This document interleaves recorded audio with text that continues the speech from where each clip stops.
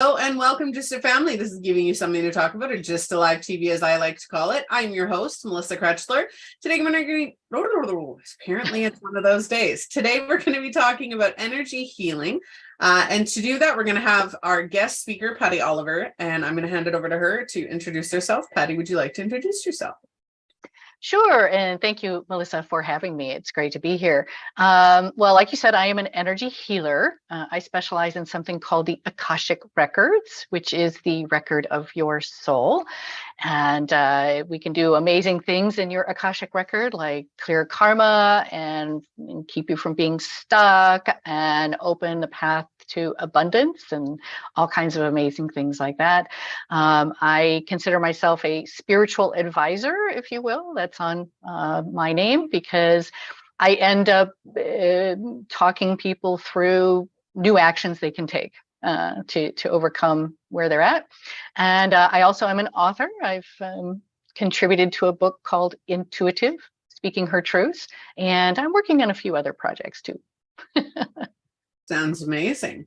So I'm going to quickly, our sponsor today is the Butterfly Lotus Company. If you're a healer, or if you think that you're a healer and want to know what that means for you and how to use it, set up a discovery call with a Phoenix, with Butterfly Lotus Company today, and find out how your spiritual gifts and abilities can help you heal and go through your journey and what they mean for you. So go and check that out.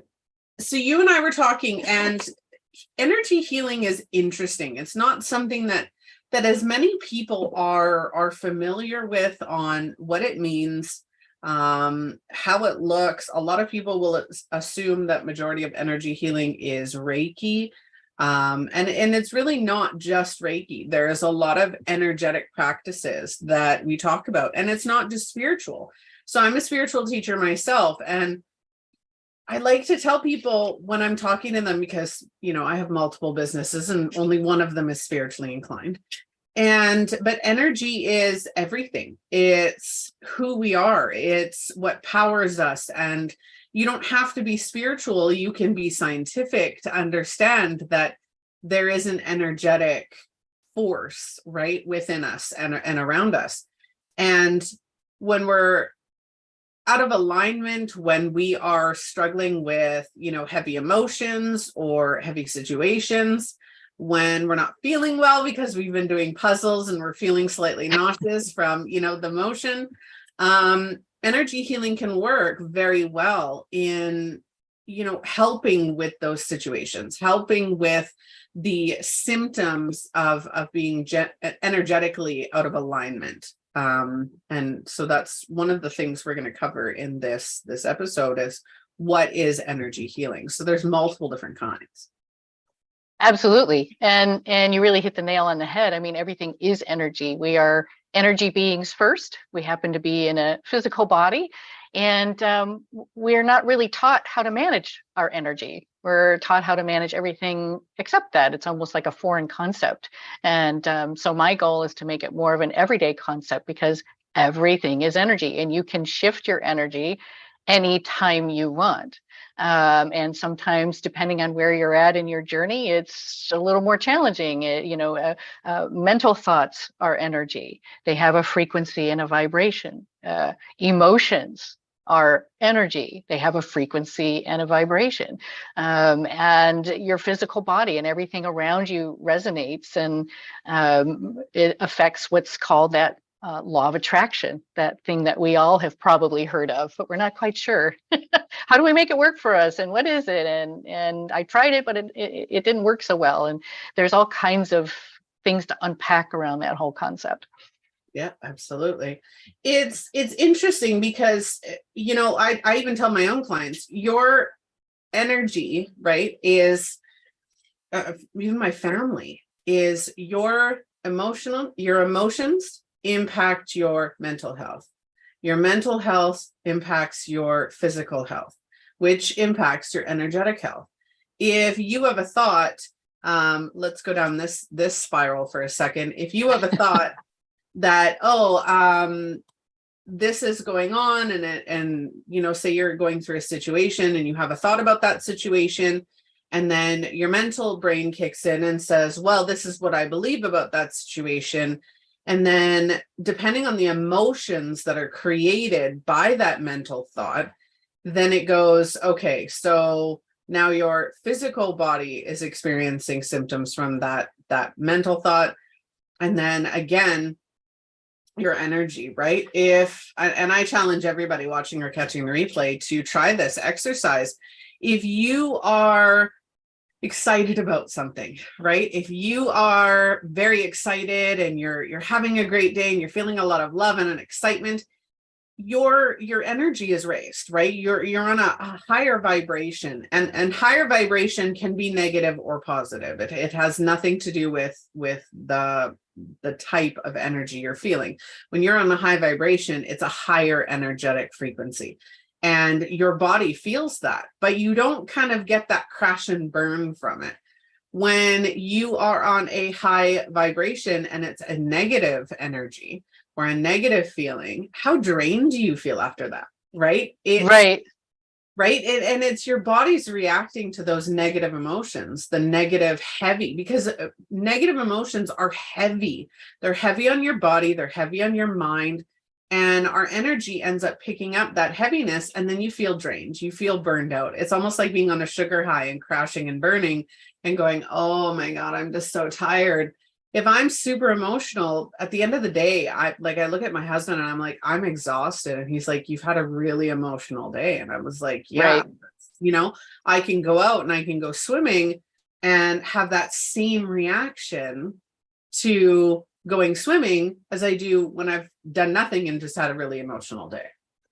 Absolutely. And we're in charge of our energy, and we're always receiving energy, vital force energy, while we're in a human body, and it comes in through our crown chakra and moves ideally in a free way through all of our chakras.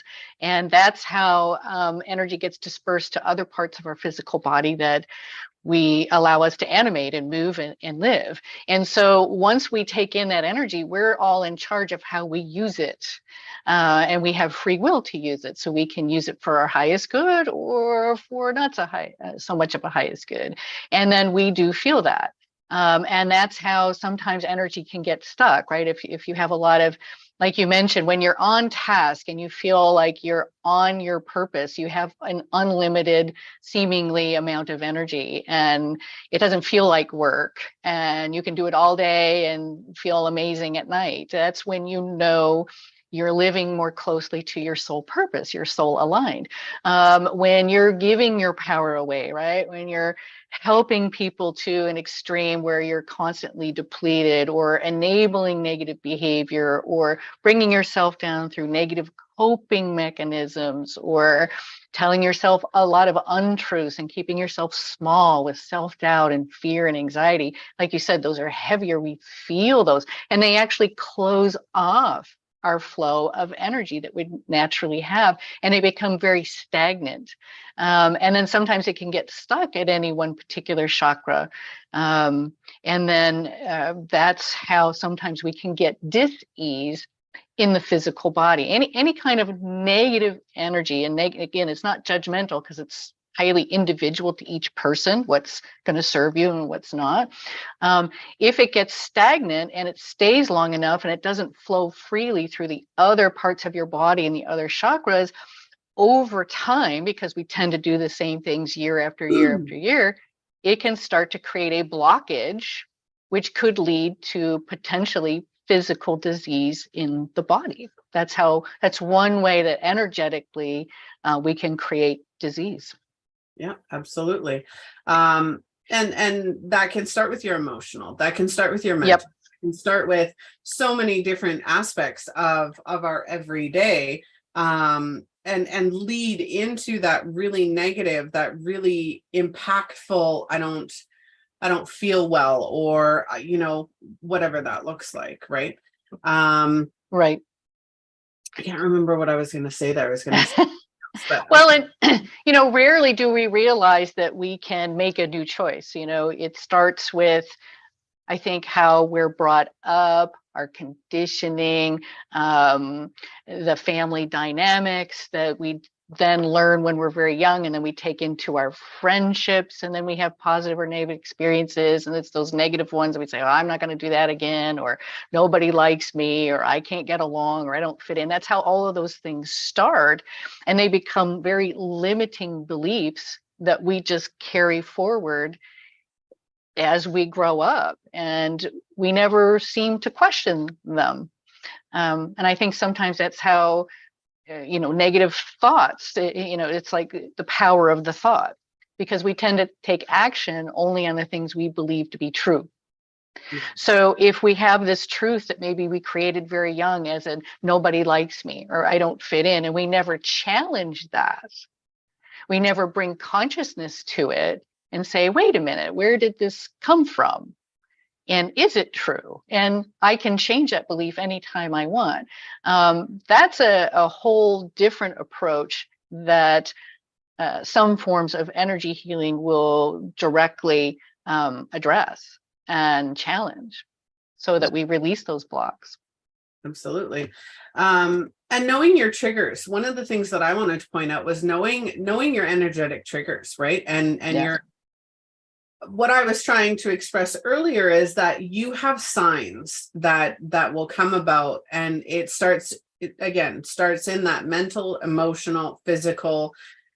So knowing those signs before it really gets to that energetic point where you are now burnout or sick or, going through the disease, right?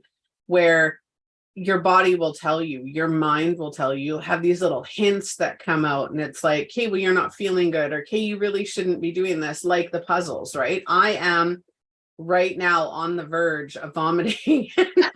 Oh no. And I'm like, my body is going full blown heat, and I'm allergic to the heat. So I'm on the verge of an allergic reaction because I didn't listen to my signs prior to, right? Which are probably repeating patterns. Yeah, I am absolutely repeating patterns. So this is a lesson for me as a spiritual teacher and as an identity coach. I know those signs and symbols, and you know what? Sometimes I'm even as bad as anybody else in not listening to them. Well, we're creatures of habit. Yeah. We're creatures of habit. And in the Akashic Records, which is, again, the record of your soul, I would refer to those repeating patterns as karma, right? And karma is just the energy of choices we're making that started most likely in a past life that didn't serve us. And it will come around again and again. It gives you multiple opportunities to try to balance it out, because that's what karma is. It's a negative choice that didn't serve you, that's waiting to be balanced out. But we tend to ignore them. We tend to just keep making the same choice because we, again, haven't brought consciousness to it. We haven't think, well, hey, you know what? I can make a new choice. Instead of, getting on and doing my puzzles 5 minutes before I got to get on, maybe I need to give myself 15 minutes so that I have more of a break. But it interrupts our natural subconscious flow. We just do stuff, right? It's like, wait a minute, I got to interrupt my process, and we forget to do that. Yeah, absolutely. Yeah. So what do you think one of the things that people may miss or not know about energy healing that you think more people should know about? Well, energy healing, it's amazing. It does no harm. And it only offers good. I think sometimes if people go to an energy healing experience and they come out feeling very negative, I think sometimes it could be a mismatch in the practitioner, but sometimes it will bring up issues that you do need to deal with, that maybe you are pushing aside, that you're thinking, well, that couldn't possibly be the problem, and see, that felt bad and I don't want to do energy healing. But what happens is that we need to address what isn't serving us. We need to bring to consciousness what is holding us back, and sometimes it feels wrong, it feels negative. So I would encourage maybe perhaps a different perspective on things that are being brought up. And it gets to the root cause of an issue, in my opinion, faster, quicker, and more efficiently than other types of therapies or interventions can, because I can go in and work in your Akashic record and say, well, Melissa, this is what I'm being told is a karmic pattern for you. Do you recognize it? And if you say yes, hopefully you do. And I'll say, well, this is where it started. And sometimes it's on auto replay. It's happening absolutely again in your marriage or your career. Or sometimes it's not exactly on auto replay, but you're like, yes, I have definitely repeated that pattern. Yes, I have. So we can bring it to the surface immediately. And then that just makes everything else you're doing work that much better. If you're seeing a counselor, if you're seeing a therapist, if you're in some type of medical type of assistance, all that energy work will just make everything else you do work more efficiently and more easily, because your natural body rhythms will kick in, your natural healing methods will kick in. So I like to think of energy healing as highly complementary, definitely not a replacement, although I have seen that.